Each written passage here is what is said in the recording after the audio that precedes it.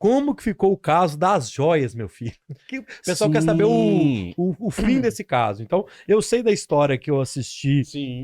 a repercussão, Sim. mas eu não sei como é que ficou a história das joias. Então, assim, para quem não sabe, faz um breve relato do que história que é essa e que fim levou, vamos dizer assim. Certo. Um breve relato é que eu fui furtado as joias da minha esposa dentro da minha casa, um conjunto delas.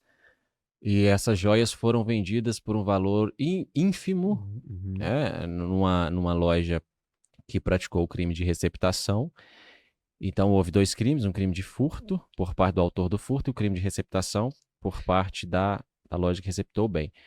Eu procurei uma delegacia de polícia, porque eu consegui a confissão do autor do furto, procurei uma delegacia de polícia, encontrei um distrito policial com profissionais relapsos, que a recomendação que me deram, 2 deles foi: por que não vai você mesmo à loja para tentar reaver o seu bem? Procurei a corregedoria de polícia, achei completamente inepta a conduta do delegado de polícia, porque para mim, um delegado, ao receber elementos, indícios fortíssimos de materialidade e autoria, e ele receber um documento em mãos de que um conjunto de joias, um par de brincos e um colar estão em determinado lugar... Que é de sua propriedade? Exatamente, eu apresento o documento de propriedade e que essas joias estão em um determinado lugar, que um crime de receptação então está acontecendo porque ele é um delito permanente, né, e o delegado sabe disso, né, pelo menos se tiver estudado sabe, o delegado não faz uma diligência para se efetuar um flagrante ou uma busca e apreensão desse bem. Para mim, esse delegado é inepto. E fiz as denúncias, né, que precisavam ser feitas. Fiz uma live, inclusive, dando uma entrevista para um jornalista. Convidei o delegado a participar da live se ele quisesse, não participou. Fui processado pela empresa receptadora, né, para retirar o vídeo do ar e indenizá-los em 150 mil? 150 mil reais. Parece que eu tô contando aqui uma história. Brasil tá acontecendo uns trem desses. Aí o juízo de primeiro grau, sabiamente, rejeitou a liminar. Aí, 2 dias depois, a 10ª Câmara Civil do Tribunal de Justiça de Minas Gerais, relatoria do desembargador Cavalcante Mota, concede o direito da empresa que praticou o crime de receptação de retirar a reportagem do ar. Ele concede esse direito. Estranhamente concede. Por que eu digo estranhamente? Porque isso é completamente estranho aos preceitos constitucionais. Os preceitos legais. Liberdade de expressão eu estava exercendo, denunciando a inépcia de autoridades públicas e o que tinha acontecido na minha casa. E aí, um desembargador que deve ser um juiz mais experiente, porque ele trabalha no 2º grau de jurisdição, e o desembargador conhece toda a legislação, pelo menos a gente espera que ele conheça a legislação, ele dizer que o conteúdo da minha reportagem é potencialmente ofensivo e determinar a retirada do ar desta reportagem, isso precisa gerar uma irresignação. E a irresignação aconteceu, e nós subimos ao Supremo Tribunal Federal, né? Ele censurou, a 10ª Câmara Civil do TJ de Minas, censurou a minha reportagem, censurou a entrevista que eu cedi à Rádio Itatiaia, censurou a entrevista que eu cedi ao jornalista André Rocha, e censurou também o convite que eu fiz para as pessoas assistirem a entrevista. Ele censurou tudo, porque não poderia falar, né? Poderia falar. Aí me faz lembrar Mateus ou Chico Buarque. Pai, afaste de mim esse cálice, né?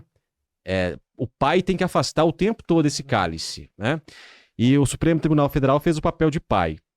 E o ministro Luiz Roberto Barroso do Supremo afastou essa censura imposta pela 10ª Câmara Civil e determinou a retomada, não republicação, mas a retomada dos vídeos ao ar. E uma coisa muito interessante é que não há uma defesa conjunta da democracia por parte da imprensa. Não há, Luiz. Quando houve o episódio das joias, eu fui procurado por alguns veículos de comunicação para ceder entrevista. Cedi para alguns, para outros houve uma censura, porque a entrevista estava marcada, aí uma ligação, aí a jornalista, não vai poder fazer, porque nós recebemos uma nota de não sei o quê, papai. Então, não fizeram.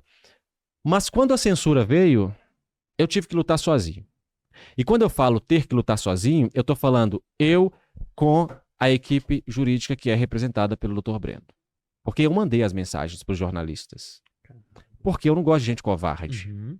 Entende? Eu admiro pessoas corajosas. Então, se você teve coragem de me entrevistar quando eu estava denunciando o furto de joias na minha casa, você tem que ter coragem para você também dizer que um desembargador está censurando a equipe. Né? Mas mais do que falta de coragem, existe um pacto. É um pacto, sabe? Um pacto de não permitir que determinadas verdades venham à tona. E isso passa pela imprensa também. Nenhum ato de ilegalidade ou autoritarismo é perpetrado sem a anuência da imprensa. Sempre tem a anuência da imprensa. Uhum.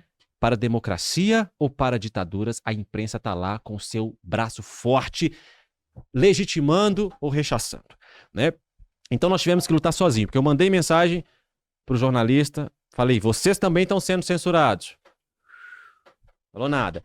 E aí, quando veio a decisão do Supremo Tribunal Federal, eu fiz outra reportagem e aí mandei. Falei assim, vocês publicaram que a Justiça mandou retirar o vídeo, aqui agora publica de novo, né? Porque a Justiça, o Suprema tá mandando voltar. Aí publicaram lá. Deram a notinha? Quando for assim, você vem aqui no Bora, meu filho. A gente não deixa, a gente deixa no ar. Você só tem que falar que você tá comigo na briga na justiça. A gente tá doido pra arrumar uma confusão dessa. A gente deixa no ar, não acaba canal, a gente deixa do jeito que tá. E como é que ficou, afinal de contas? Você pegou essas joias de volta, não pegou? Não, a Polícia Civil... A Polícia Real conseguiu te atender depois disso tudo? A terceira DP de Betim, a Polícia Civil, ela, no meu sentir, ela deixou com que os receptadores destruíssem o bem. Porque no processo que eles ajuizaram contra mim, eles disseram que as joias foram desmontadas. Por que eu disse que a polícia deixou? Porque se eu entreguei as provas de que o bem estava lá e eles não foram lá, deu tempo. Né? Então hoje as joias não existem, só na lembrança. Caramba, velho. Minha e da minha mulher existe uma audiência criminal, porque finalmente... Depois que esse jornalista foi para diante das câmeras e falou tudo que precisava de falar, né, aí houve o indiciamento. Aí a empresa foi indiciada pelo crime... Indiciamento mesmo, né? Que houve. Já houve, né? Foi indiciada pelo crime de receptação. Então vai responder pelo crime de receptação. E a audiência está marcada aí. Mas as joias não foram... Já era. Que isso? Juridicamente, o doutor tá aqui também, o Breno, o cara que... O receptador é um crime, mas o cara que vende, ele comete 2 crimes, não o de que rouba e que vende, ou não? Ou vender isso não é crime? Não, não é tipificado. É tipificado o furto. O furto, né? tá. E foi furto qualificado, salvo engano. E a pessoa que compra tem que saber de onde está vindo isso para poder comprar. Não pode sair comprando qualquer coisa, né? Eu tô vendo que você gosta de objetos de coleção, né?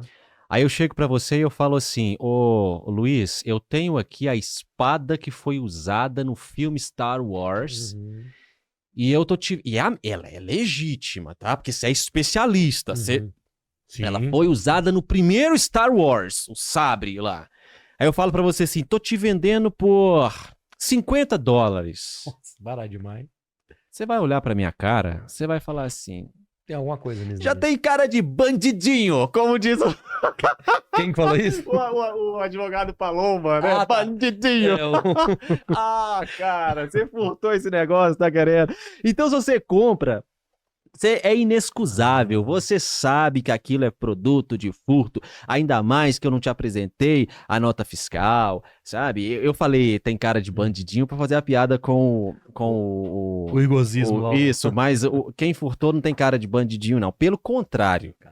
Esse rapaz, É familiar seu, né? Não, Não? não é familiar meu, não. Se fosse familiar meu, eu resolveria na Misericórdia. coça, né? Mas é conhecido. Familiar meu não faria uma Mas é situação, né? conhecido. Era uma pessoa da minha inteira confiança, Aham. frequentava a minha casa. Misericórdia. Familiar meu não seria possível, Luiz, porque eu cresci, e o meu irmão está aqui, inclusive, pode ser testemunha disso, nós crescemos vendo um homem e uma mulher, que é o meu pai e a minha mãe, sendo as pessoas mais honestas e íntegras que eu já vi na minha vida inteira. Meus pais, eles tomam prejuízo para não te dar prejuízo. Uhum. Então, eu e os meus irmãos, a gente pode ter vários defeitos, mas nós nunca vamos ter violações morais e de honestidade, sabe? Nunca, nunca.